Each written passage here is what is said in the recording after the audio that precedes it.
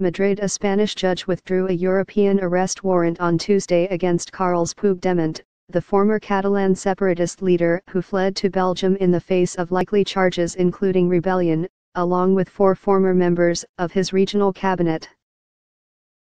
The announcement came a day after a Belgian judge postponed for a second time, until December 14, a ruling on whether to honor the warrant request, and it coincided with the official opening of the campaign before the December 21 elections for a new regional parliament in Catalonia. The decision presumably means that Mr.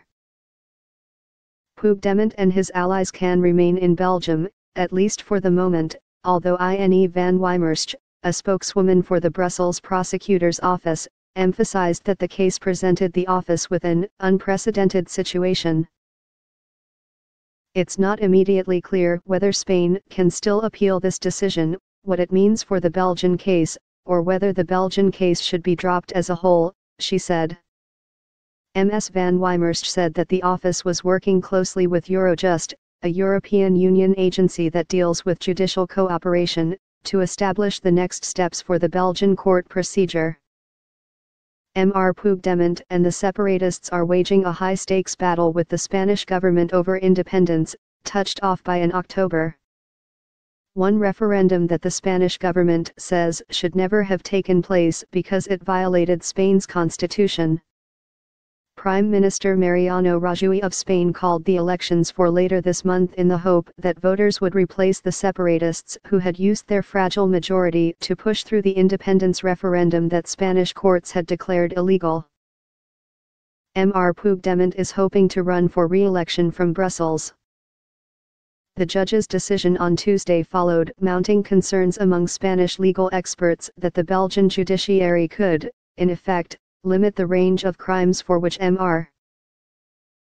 Puigdemont and the others could be charged if they returned to Madrid. That could also mean that Mr. Puigdemont would end up being prosecuted in Spain for less serious crimes than those faced by his former deputy and by other former members of the Catalan government who pushed for the region's unilateral independence from Spain, but who agreed last month to be summoned before a Spanish judge. In his ruling on Tuesday, Judge Pablo Lorena of the Supreme Court said that it was important to keep unity in the legal proceedings against the separatist leaders and to avoid having those who stayed in Spain being at a disadvantage compared with the fugitives. He made his decision a day after ordering that 4 separatist leaders, including Oriol Junqueras, the ousted deputy leader of Catalonia, be kept in jail. 6 other former members of the Catalan government were released, however, after each posting bail of €100,000, or about $120,000, and pending a full trial. Mr. Puigdemont said that he and the former cabinet members had traveled to Belgium because they felt they would not receive a fair trial in Spain, but that they were not seeking asylum.